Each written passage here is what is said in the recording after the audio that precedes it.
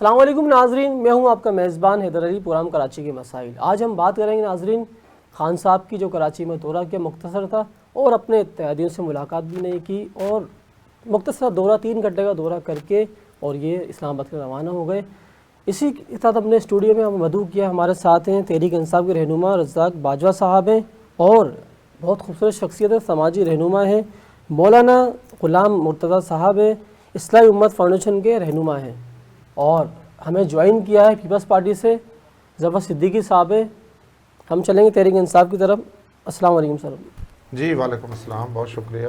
سر خان صاحب نے کراچی کا دورہ کیا، وہ بھی مختصر تھا، اس پہ آپ کیا کہیں گے؟ دیکھیں جی، یہ جو موجودہ دورہ تھا یہ کوئی یہ سرکاری دورہ تھا، اس میں یہ طے نہیں تھا کہ خان صاحب اتحادیوں سے، بلکہ میں سمجھتا ہوں کہ اتحادیوں سے تو ملنا نہیں ملے، لیکن جو ہمارے حکومتی ارکان ہیں، جو ہمارے پی ٹی آئی کے M N As, M P As اور سینیٹرز وغیرہ ہیں، ان سے صرف گورنر صاحب، کیونکہ آفیشلی نمائندے ہیں سندھ کے وفاق کے نمائندے، گورنر صاحب ان کے ہمراہ تھے، اور وہ ایک نیوی کے پروگرام میں آئے تھے، اور وہ کوئی سیاسی دورہ نہیں تھا، وہ سرکاری دورہ تھا، اور نیکسٹ ٹائم انشاءاللہ وہ آنے والے ہیں، اور ایک لمبا چوڑا ایک شیڈول ہم لوگ طے کر رہے ہیں جو اندرون سندھ سے لے کر کے کراچی۔ خان صاحب نے ایک نئی تاریخ دے کے چلے نا کراچی والوں کو، آپ اس پہ کیا بولیں گے؟ نہیں دیکھیں جی، وہ پرائم منسٹر ہیں، اور ابھی تک یہ جو ان کا دورہ تھا، اگر سرکاری دورہ ہوتا تو وہ کوئی پلان دے کے نہیں جاتے، کوئی کسی چیز کا اعلان کر کے نہیں جاتے، سرکاری دورے پہ اگر آئے تھے تو نہیں، وہ تو اس بار تو کوئی کسی چیز کا افتتاح کر کے گئے نا، وہ اعلان کر کے گئے گرین لائن منصوبے میں کہ بھائی سپتمبر میں اس کو نہیں، دیکھیں بالکل اس کی تیاریاں جاری ہیں،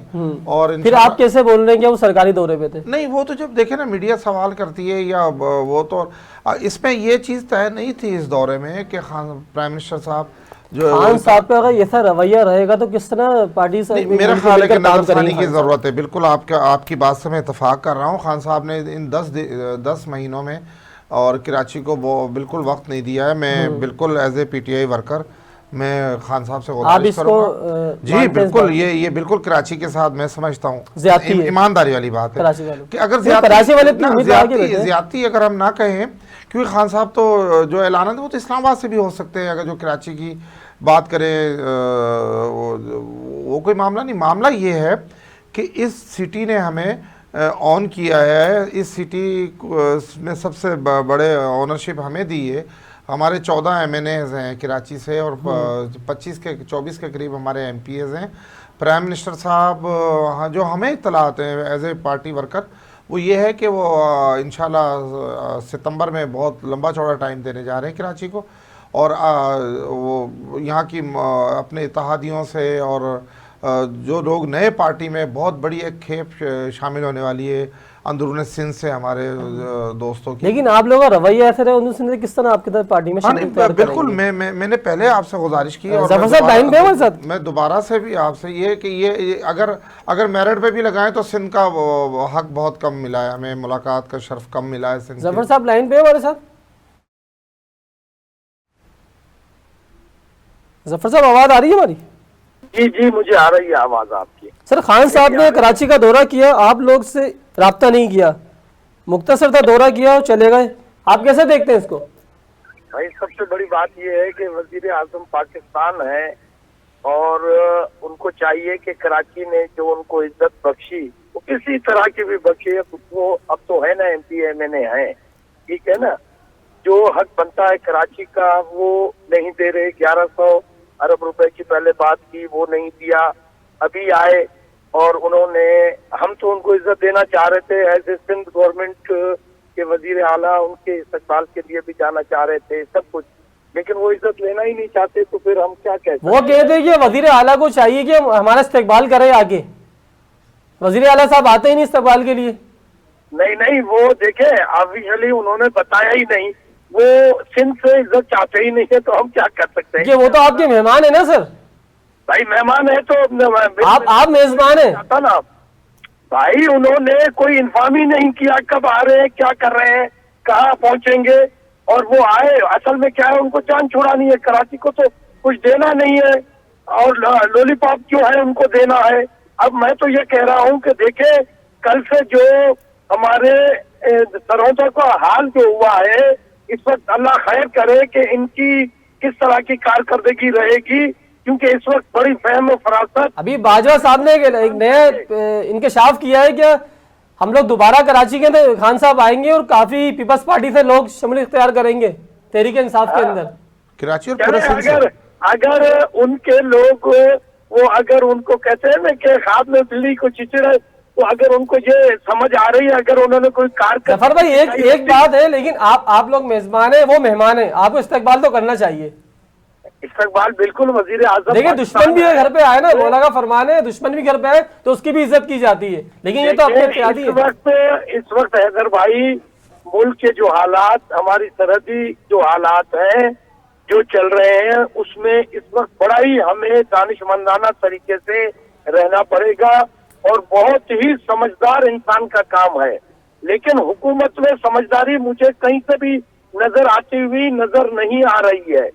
वो सिर्फ अपनी दुश्मनियां निकाल रहे हैं, लोगों को जेलों में बंद करना और सजाएं देना, और अपनी कारकर्दगी जीरो है। वो ये कहते थे पेट्रोल महंगा हो जाए तो वजीर आजम चोर। आपका जफर साहब खान साहब ने एक ऐलान किया है, खान साहब ने नई तारीख दी है सितंबर की ग्रीन लाइन मंसूबे पे, आप इसको कैसे देखते हैं? भाई देखें, नई तारीख नहीं, इस वक्त अवाम ये चाह रही है कि महंगाई का जो समंदर आया हुआ है, तूफान आया हुआ है, उसे खत्म किया जाए। ये गरीबों को मतलब भूखा मार के उनकी गुर्बत। बाजवा साहब ने बोला कि सरकारी दौरे के ऊपर थे ये ना जी, बाजवा साहब कह रहे हैं कि ये सरकारी दौरे पे थे, हाँ, कुछ सियासी दौरा नहीं था। नहीं, बाजवा साहब अब बाजवा साहब खुद कह रहे हैं कि हमें अफसोस आवाज ही नहीं आ रही, नहीं बताया गया। हम क्या कहें, बाजवा साहब अब उनके वर्कर हैं, उनके पार्टी के हैं, उनके लिए तो एहतराम जरूर। जफर भाई हम आपकी तरफ आएंगे बिल्कुल। जी जी जी मौलाना मुर्तज़ा साहब, आप एक वेलफेयर चला रहे हैं और अभी रजिस्टर्ड किया आपने वेलफेयर वगैरह को? जो सबसे पहले तो आपका बहुत बहुत शुक्रिया, आपने हमें इस प्रोग्राम में मदद किया जी। जहाँ तक ताल्लुक़ है मेरी वेलफेयर का, अभी वो जो है उसका काम अभी जारी है, प्रोसेस में उसका काम जारी है। और जहाँ तक आप बात कर रहे हैं समाजी खिदमत के हवाले से, खान साहब ने रियासत मदीना का नारा लगाया जी। हर मुसलमान को बड़ी खुशी हुई कि अल्हम्दुलिल्लाह 1400 साल पहले की जो है वो रियासत दोबारा आ रही है, तो ये बड़ी खुशाइन बात थी। देखें अल्लाह रब्बुल इज़्ज़त ने हमें एक ज़ाब्ता हयात दिया है, सही। जहाँ अल्लाह रब्बुल इज़्ज़त ने हमें इनफरादी तौर पर आदाब सिखाए, वहाँ हमें इज्तमाही तौर पर भी अल्लाह रब्बुल इज़्ज़त ने उसका तरीका बताया कि ज़िंदगी किस तरह गुजारनी है। बिल्कुल। इस्लाम एक कामिल दीन है, इसमें दुनिया भी मौजूद है, इसमें दीन भी मौजूद है। बिल्कुल। अब रियासत मदीना में होता क्या है, हज़रत अब्दुल्ला बिन उमर फरमाते हैं एक शख्स नबी अकरम सल्लल्लाहु तआला अलैहि वसल्लम की खिदमत में हाजिर हुआ, या रसूलुल्लाह ये बताइए अल्लाह के नज़दीक सबसे पसंदीदा इंसान कौन है? बिल्कुल। अल्लाह के नज़दीक सबसे पसंदीदा इंसान कौन है, किसका रुतबा बुलंद है? तो आप अलैहिस्सलातु वस्सलाम ने फरमाया कि अल्लाह के नज़दीक पसंदीदा इंसान वो है कि जो लोगों को सबसे ज़्यादा नफ़ा पहुँचाने वाला है। ये हदीस मुबारक का मफ़हूम अर्ज़ कर रहा हूँ। फिर उस शख्स ने अर्ज़ किया रसूलुल्लाह ये बताएं अल्लाह के नज़दीक पसंदीदा अमल कौन सा है? तो आप अलैहिस्सलातु वस्सलाम ने फरमाया कि अल्लाह के नज़दीक पसंदीदा अमल ये है कि तुम किसी मुसलमान के दिल को खुश कर दो। आप अलैहिस्सलातु वस्सलाम ने फरमाया कि तुम जब कोई मुसलमान दूसरे मुसलमान की किसी मुश्किल को हल कर रहा होता है तो अल्लाह उसके लिए दुनिया और आखिरत में आसानियां पैदा फरमाता है। बिल्कुल।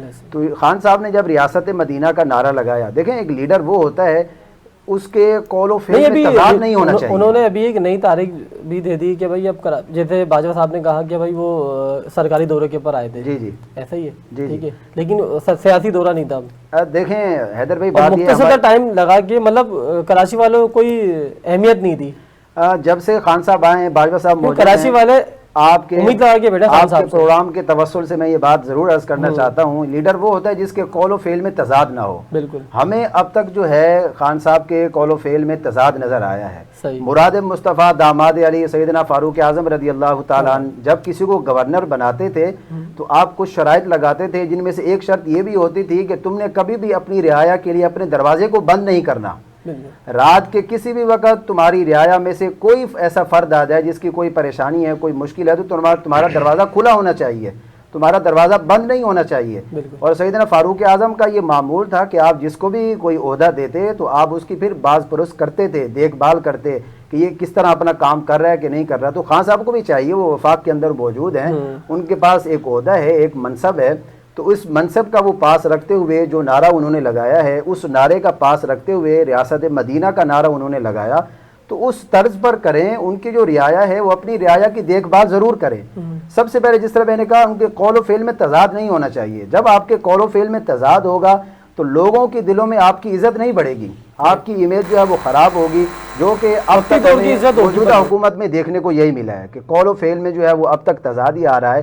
تو جس طرح باجوہ صاحب فرما رہے ہیں کہ ایک نئی تاریخ خان صاحب دے کر گئے ہیں، تو ہم امید کرتے ہیں کہ باجوہ صاحب جس طرح فرما رہے ہیں، خان صاحب اب اس قول و فعل میں جو ہے وہ اپنے تضاد نہیں لائیں گے۔ جی باجوہ صاحب۔ جی میں مولانا صاحب کی بات سے بالکل اتفاق کر رہا ہوں کہ کسی بھی انسان میں قول تضاد نہیں ہونا چاہیے، جو وہ کہے وہی ویسا ہی اس کو کرنا بھی پیاری چاہیے۔ بات بولی مولانا صاحب نے، کیا نبی کا فرمان بتایا آپ درست ہے۔ دیکھیں سیاست میں دیکھیں اسٹیٹمنٹ جو ہے نا قائم رہنا چاہیے، جی رہنا چاہیے بالکل قائم رہے اسٹیٹمنٹ، لیکن جو کچھ سیاست کی اگر لیکن ایک اچھی سیاست مفادات میں کوئی یو ٹرن وغیرہ ہو یا کوئی سر ایک دو یو ٹرن ہوتے ہیں نا تو بہت سارے ٹرن ہوئے، مطلب ایک یو ٹرن پہ آگے بندہ رک جاتا ہے، لیکن دیکھیں خان صاحب کبھی گورنمنٹ کا حصہ نہیں رہے تھے، کبھی وہ پہلی بار گورنمنٹ کا حصہ بنے۔ دیکھیں خان صاحب صبح میں کچھ بیان دیتے ہیں اور شام میں کچھ اور بیان ہوتا ہے اور تیسرے دن نہیں، وہ کوئی روایتی سیاستدان نہیں تھے۔ خان صاحب نے ایک اسٹرگل کی ہے 22 23 24 سال کی، وہ آپ دیکھیں گے مطلب عوام کیا بس سیکھتے ہی رہے، عوام مطلب عوام لرننگ پوزیشن میں رہے عوام۔ میں کوئی اس کی کوئی مطلب قول و فعل میں تضاد کی کوئی تعریف نہیں کر رہا ہوں، میں عرض یہ کر رہا ہوں کہ کوئی روایتی سیاستدان نہیں تھے۔ خان صاحب نے 22 23 سال ایک اسٹرگل کی، وہ بڑے سیدھے سادے آدمی ہیں، یہ پاکستان کی 22 کروڑ عوام جانتی ہے کہ خان صاحب میں کوئی چلاکیاں ہوشیاریاں نہیں ہیں، اور کیونکہ وہ کبھی گورنمنٹ کا حصہ بھی نہیں رہے۔ اب خان صاحب دیکھتے ہیں کہ کہیں خان صاحب نے کہا تھا کہ زرداری صاحب کو ہم جیل میں ڈالیں گے، نواز شریف کو جیل میں ڈالیں گے، نواز شریف جیل میں ہے، زرداری صاحب نواز شریف جا چکا ہے اور نواز شریف کو یہاں سے روانہ کر دیا وہ جیلوں میں سے سزا یافتہ ہے، پی ٹی آئی نے اس کو، لیکن جو بولا تھا وہ تو نہیں ہوا نا سر۔ نہیں بالکل ایسی بات درست ہے آپ کی، ایسا ہی نہیں ہوا، لیکن انٹرنیشنل معاملات ہیں، اور انہوں نے کتنا جھوٹ بولا نواز شریف نے کہ میری کلچ پلیٹیں بیٹھ گئی ہیں، اور وہ ڈاکٹر سارا دن، اور وہ وہاں جا کے ان کی کلچ پلیٹیں نہیں ڈل گئی ہیں، اور اب دوبارہ سے اب شاید وہاں سے بھی ان کو نکالا جا رہا ہے۔ اچھا آپ آصف علی زرداری صاحب کا دیکھ لیں کہ پیپلز پارٹی کنٹینیو 13 سال سے اقتدار میں سندھ میں خاص طور پہ ظفر صدیقی صاحب سے میں مخاطب ہو کے پوچھنا چاہتا ہوں، آپ نے بتایا 13 سال میں آپ کی کیا کارکردگی ہے، اور اگر 71 سے ہم لگائیں تو تقریباً ان کے 40 سے 50 سال اقتدار میں بنتے ہیں سندھ گورنمنٹ میں۔ یار آپ کے پاس کتے کو مارنے والی ویکسین کے پیسے آپ لوگ کھا گئے ہیں، ہسپتالوں کا حال دیکھیں، سڑکوں کا حال دیکھیں، سندھ کے اندرونے آپ اندرون سندھ میں جا کے دیکھیں کہ کوئی سڑک نہیں ہے، کوئی روڈ نہیں ہے، کوئی ہاسپٹل نہیں ہے، کہیں کچھ پولیس جو ہے وہ زیادتیاں کر رہی ہے لوگوں سے۔ آپ نے کیا بدلا ہے؟ آپ اب کنٹینیو 13 سال 14واں سال ہے ابھی نے سندھ میں اقتدار میں، ایک کنٹینیو ایک دن بھی اقتدار کے بغیر آپ نے کیا کیا؟ نہیں جی، ہماری سندھ میں کوئی گورنمنٹ نہیں رہی ہے، وفاق میں تو نا آپ نے کیا ڈیلیور کیا عوام کو؟ دیکھیں 3 سال ہمارے اگر گورنمنٹ کو ہو گئے تو 2 سال ہمارے ساتھ ہمیں کرونا سے جنگ کرتے ہوئے ہو گئی، جو کرونا بیماری نازل ہوئی ہے۔ آپ دیکھیں خان صاحب نے انہوں نے ہماری گورنمنٹ کو تو سانس لینے نہیں دیا، ابھی ہم 3 ماہ اور 6 ماہ میں پہنچے تھے وہ کرونا شروع ہو گیا۔ میں ایک بات ایڈ کرنا چاہتا ہوں یہاں حیدر بھائی، باجوہ صاحب نے جو فرمایا، میں ظفر بھائی کو کوئی ڈیفینڈ نہیں کر رہا، باجوہ صاحب نے جو فرمایا کہ قول و فعل میں تضاد جو ہے ہوشیاری اور چلاکی ہی سے ہو سکتا ہے، ہوشیاری اور چلاکی کے بغیر نہیں ہو سکتا قول و فعل میں تضاد۔ جس طرح باجوہ صاحب فرما رہے تھے کہ خان صاحب کوئی چلاک اور ہوشیار نہیں ہے، تو قول و فعل میں جو تضاد ہوتا ہے وہ چلاکی اور ہوشیاری کے بغیر نہیں ہو سکتا۔ خان صاحب کی اسٹریٹجی، خان صاحب کا جو پلان ہے بہت اچھا ہے، لیکن جو ان کی کابینہ ہے نا، اب یہ ہر جگہ ہوتا ہے، ہم نئے گورنمنٹ میں آئے، پہلی بار پرائم منسٹر، تو ضرور غلطیاں کوتاہیاں ہو رہی ہیں، وہ انشاءاللہ اسے ٹھیک کیا جائے گا۔ ظفر صاحب کچھ بولیں گے؟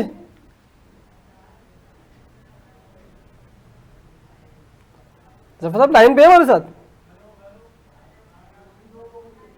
لائن ڈراپ ہو گئی ظفر صاحب کی جی۔ تو بہرحال دیکھیں بات یہ ہے کہ ہم اب بھی پر امید ہیں، اللہ کی رحمت سے ہمیں امید ہے کہ جو خان صاحب نے نعرہ لگایا، اللہ سے یہی دعا ہے کہ اللہ رب العزت اگر وہ اس نعرے میں سچے ہیں تو اللہ رب العزت انہیں کامیابی عطا فرمائے، ہماری ان سے ان کے لیے دعا ہے۔ بریک کی طرف جائیں گے ناظرین، بریک ہے پھر آپ ادھر دوبارہ آتے ہیں۔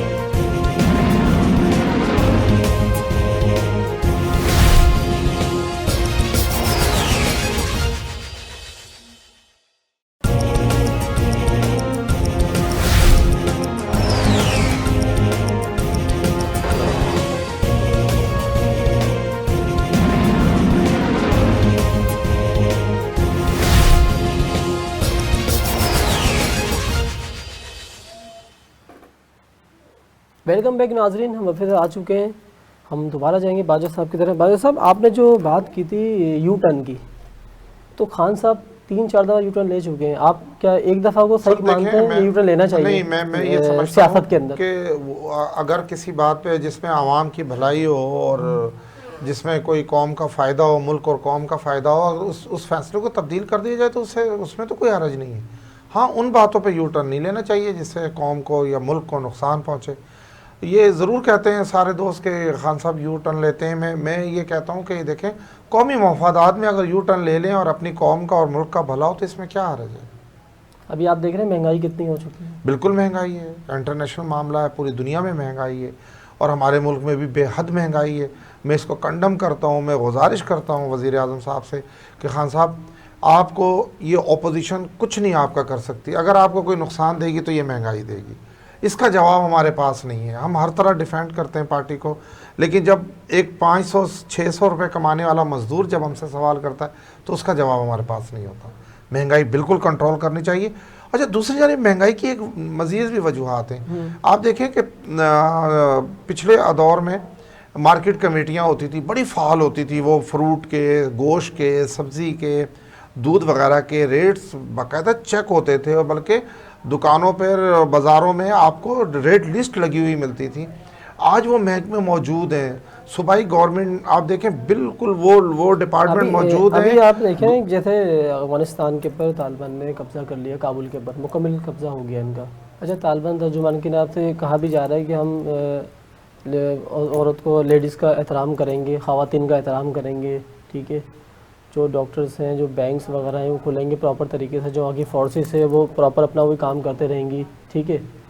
کافی تبدیلی نہیں آ گئی طالبان؟ میں سمجھتا ہوں کہ طالبان اب میچور اور ہو گئے۔ پاکستان کی کیا حکمت عملی ہوگی؟ میں سمجھتا ہوں کہ خان صاحب کی حکمت عملی کو میں سلام کرتا ہوں۔ انہوں نے کہہ دیا کہ ہم کسی کی جنگ نہیں لڑیں گے، طالبان جانے، افغانستان جانے، ہم کون ہوتے ہیں بھائی؟ ہم تو اپنے وطن کی بات کریں گے، ہم تو اپنے پاکستان کی بات کریں گے۔ پہلے آپ دیکھیں 2000 میں جنرل پرویز مشرف صاحب نے ہمیں اس آگ میں جھونکا پاکستان کو جو ہماری وہ جنگ نہیں تھی۔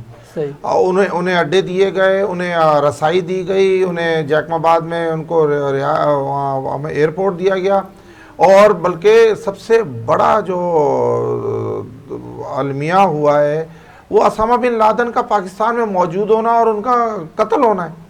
آپ دیکھیں یہ معاملات آج 20 سال ہم نے وہ خمیزہ بھگتا ہے۔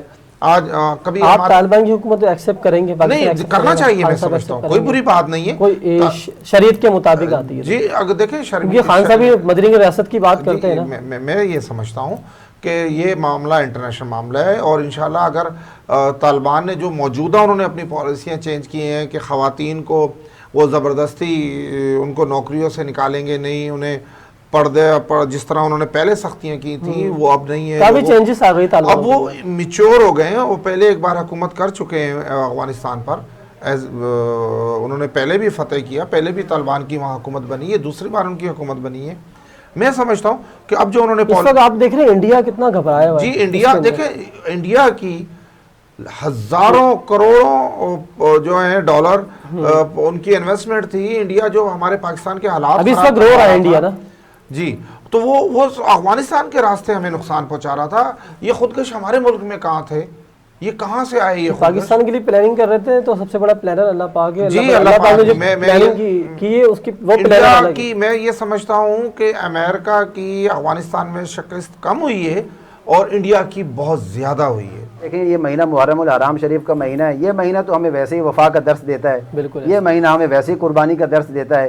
امام علی مقام امام حسین رضی اللہ تعالیٰ عنہ نے حق اور سچ کی خاطر اپنا سب کچھ جو ہے وہ اللہ کی رضا کے لیے قربان کیا۔ ہمیں کربلا سے یہی درس ملتا ہے کہ ہمیں حق اور سچ پر ہمیشہ جو ہے وہ ڈٹے رہنا چاہیے۔ آپ جو سماجی کام کر رہے ہیں انڈیویجول کر رہے ہیں یا پوری ٹیم کے ساتھ کام کر رہے ہیں؟ دیکھیں، ہمارے ساتھ ایک مختصر سی ٹیم ہے، ابھی ہم نے یہ کام اسٹارٹ کیا ہے، تقریباً 7 سے 8 ماہ ہوئے ہیں، اور ابھی اس کی رجسٹریشن کے حوالے سے بھی کام جاری ہے، ہمارے جو ویلفیئر ہے، اور ہمارا جو مین مقصد ہے وہ یہ ہے کہ اپنے علاقے میں کتنے مطلب کیا کیا رکھا ہوا ہے آپ نے اس کے اندر راشن؟ دیکھیں، میں اسی طرف آ رہا ہوں، اپنے منشور کی طرف آ رہا ہوں۔ ہمارا جو منشور ہے وہ یہ ہے کہ ہم اپنے گاؤں کے اندر، اپنے جہاں ہمارا آبائی گاؤں ہے وہاں ہم سب سے پہلے تعلیم کو جو ہے وہ عام کریں. ہم اپنے لوگوں کے اندر جو ہمارے مطلب گاؤں میں کریں، کراچی میں نہیں. ابھی دیکھیں یہ بالکل مختصر سی سطح پر ہے. سب سے پہلے ہم تعلیم کو عام کریں، شعور لوگوں میں پیدا کریں، دنیاوی تعلیم ہو یا دینی تعلیم ہو، کیونکہ میں نے پہلے ہی عرض کیا اسلام جو ایک کامل دین ہے، اس میں دنیا بھی ہے دین بھی ہے، دونوں چیزیں موجود ہیں. فرق صرف یہ ہے کہ ہم جب دنیا کی طرف جائیں تو دین کے مطابق جائیں تو وہ دنیا بھی ہمارے لیے خیر ہی ہے. جب ہم دین کو چھوڑ کر صرف دنیا کی طرف جائیں گے تو وہ ہمارے لیے خیر نہیں ہے، وہ پھر ہمارے لیے وبال ہی وبال ہے. تو ہماری جو ہم نے ایک فاؤنڈیشن بنائی ہے اس میں بھی الحمدللہ ہمارا یہی منشور ہے، ہمارا یہی مقصد ہے. آپ سے بھی درخواست ہے کہ اللہ سے دعا آپ بھی ہمارے لیے ہر وقت دعاؤں میں ہمیں یاد رکھا کریں. تو ہمارا مین مقصد ہے وہ یہ تعلیم کو عام کرنا، جہالت کو ختم کرنا، تعلیم کو عام کرنا، شعور کو عام کرنا. لوگوں کو ظاہر ہے اب دیکھیں گاؤں دیہات کے اندر یہ ہوتا ہے چھوٹی چھوٹی بات پر اتنے بڑے بڑے اختلافات جو ہے وہ جنم لے لیتے ہیں. یہ اس وقت کراچی میں ایک واقعہ پیش آیا ریسنٹلی، 2 سے 3 دن پہلے ایک واقعہ پیش آیا جو شیزور کے اندر ایک دسی بم تھے مارا اس پہ اور 13 افراد جاں بحق ہوئے. اس کے اندر ایک واقعہ پیش یہ جہالت ہے، یہ جہالت ہے. اب اس پہ پولیس ابھی تک کوئی تعین نہیں کر سکی ہے. پولیس کا وہ دشمنی کا واقعہ تھا. اس کی مذمت شدید الفاظ میں یہ دہشت گردی ہے، معصوم شہریوں پر بمبوں سے حملہ کرنا، یہ انتظامیہ کا فیلور ہے. وہ کیوں یہاں کے کراچی کو اتنا لوز ہے، اتنی ان کی سیکورٹی اتنی لوز ہے کہ وہ بم مارتے ہیں چلتی گاڑیوں میں. اس طرح تو وہ چاہیں تو 100 بم بھی مار سکتے ہیں. یہ ظلم عظیم ہے، ہم اس کو ظلم عظیم سمجھتے ہیں. ہمارا قرآن ہم سے کہتا ہے جس نے ایک جان کو بچایا اس نے پوری انسانیت کو بچایا، اور جس نے ایک جان کو قتل کیا اس نے پوری انسانیت کو جو ہے وہ قتل کیا. تو یہ ہم اس کو بہت بڑا ظلم عظیم سمجھتے ہیں. اس کا میں سمجھتا ہوں دیکھیں دہشت گردوں کا کوئی مذہب نہیں ہوتا، ان کا کوئی مسلک نہیں ہوتا. انسانیت کا ہمیں ہمارا اسلام بھی درس دیتا ہے. جتنے بھی ایز اے انسان دیکھیے بندہ اگر مفتی ہے، عالم ہے، نمازی ہے، کچھ بھی ہے، لیکن اس میں انسانیت نہیں ہے نا، اس میں کچھ نہیں ہے، یہ سب چیزیں بیکار ہیں. دیکھیں ایک مسلمان، ہم یہ بات کرتے ہیں نا، ایک مسلمان جب اس کے سینے میں ایمان ہے تو انسانیت اس میں آٹومیٹک آ جاتی ہے. اگر اس میں انسانیت نہیں ہے، کیونکہ اسلام جو ہے یہ انسانیت کا بھی ہمیں درس دیتا ہے. کوئی بندہ مر رہا ہے تو آپ کو اسلام یہ نہیں کہتا کہ آپ پہلے اس سے اس کا مذہب پوچھیں، آپ پہلے اس سے اس کا مسلک پوچھیں. اسلام آپ سے یہ کہتا ہے کہ کسی بندے کو کوئی تکلیف ہے، کوئی مر رہا ہے تو پہلے آپ اس کی جان بچائیں. آپ پہلے اس کی جان بچائیں، اس کی ضرورت کو پورا کریں. دیکھیں غربت کا کوئی مذہب نہیں ہوتا، کوئی مسلک نہیں ہوتا. اس سے ہمیں اسلام نے جو ہے درس یہی دیا کہ پہلے آپ نے انسانیت کو دیکھنا ہے. ہر بندہ اقلیتوں کی بات ہوتی ہے، ہمارے ملک میں الحمدللہ اقلیتوں کے تمام حقوق جو ہے وہ ادا کیے جاتے ہیں، اس میں کوئی دو رائے نہیں ہے، کیونکہ اسلام تو ہمیں درس اسی بات کا دیتا ہے. رحیم یار خان میں بھی جو باجوہ صاحب پر حملہ ہوا تھا، کراچی پہ ہم آئیں گے. کراچی کے مسئلہ ہمارا پروگرام ہے. تو کراچی پہ جو خان صاحب جو فوکس کیا ہوا ہے کراچی میں، ابھی جیسے پانی کا مسئلہ ہے، سر K4 ہم دے رہے ہیں، ٹھیک ہے، فائر بریگیڈ ہم دے رہے ہیں، پیپلز پارٹی یہ بولتی ہے کہ ہماری سارے فنڈ تو سندھ گورنمنٹ کیا کر رہی ہے؟ آپ سندھ گورنمنٹ سے پوچھیں. ابھی چلے گئے پیپلز پارٹی کے ظفر صدیقی صاحب، میں ان سے یہ پوچھتا ہوں اگر سب کچھ ہم نہیں کرنا ہے تو آپ NFC ایوارڈ اتنا بڑا جو اربوں خربوں میں آپ لے لیتے ہیں، وہ صرف کھانے پینے کے لیے رکھ لیتے ہیں آپ لوگ؟ وہ تو آپ پہ ڈال دیتے ہیں. نہیں ہم غلط ڈال رہے ہیں. آپ دیکھیں فائر بریگیڈ 70 سالوں سے اس شہر میں نہیں تھی، کیا حالت تھی فائر بریگیڈ میں. خان صاحب نے 40 نئی گاڑیاں ان کو دی، 50 کے قریب ان کو نئی گاڑیاں دی ہیں. K4 پہ بھی ہم اپنا حصہ ڈال رہے ہیں. ہم لوگ گرین بس لائن بھی دے رہے، بسوں کا بھی بسیں آ رہی ہیں، وہ جہاز پر بھی لوڈ ہو چکی ہیں. وہ آپ سب کے سامنے یہ اعلان گورنمنٹ کر چکی ہے. صحیح ہے. کون سے جہاز پہ؟ یہ جو پانی کے جہاز جو لے کر آتے ہیں چائنا سے، وہ بسیں آ رہی ہیں. کب آئیں گی؟ اگلے ہی چند دنوں کی میں بات کر رہا ہوں. وہ جو بھی خان صاحب اعلان کرے اس کی بات کر رہے ہیں آپ؟ جی گرین بس جو کراچی گرین لائن منصوبہ ہے تو پچھلی حکومت کا ہے نا. نہیں تو یہ تو پچھلی حکومت نے والوں نے تو کچھ نہیں کیا تھا نا. کیا کیا انہوں نے صرف اسٹرکچر رکھا تھا، امپلیمنٹ خان صاحب نے کروایا. باجوہ صاحب کا کہنا ہے بالکل بالکل یہ درست ہے. یہ بات ایسا ہی ہے نا. فائر بریگیڈ ہم دیں، سب کچھ K4 ہم دیں. اللہ سے دعا ہے اس وقت جو خان صاحب نے کراچی کا دورہ کیا، لیکن ان کو رکنا چاہیے تھا، اپنے جو اتحادی ان سے ملنا چاہیے تھا. اس پر تو ہم یہ کہہ چکے ہیں کہ خان صاحب انشاءاللہ مزید وقت دیں گے. عاجزی اختیار کرنی چاہیے، بالکل عاجزی کرنی چاہیے.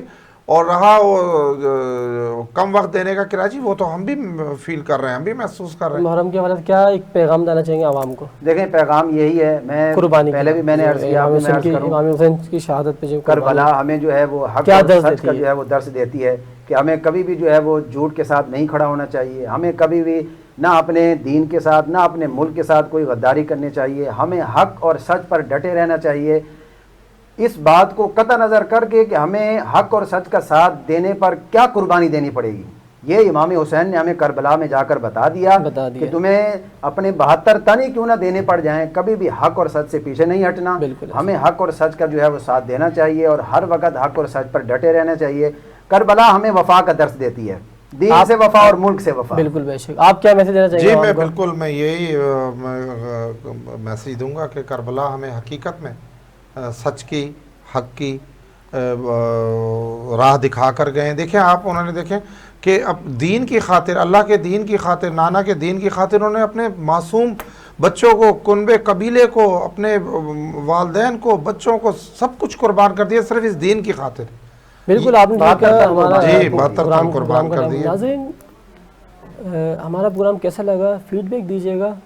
انشاءاللہ نیکسٹ ٹائم پھر ہم آپ سے ملاقات کریں گے اور اس پروگرام میں شریک ہوں گے.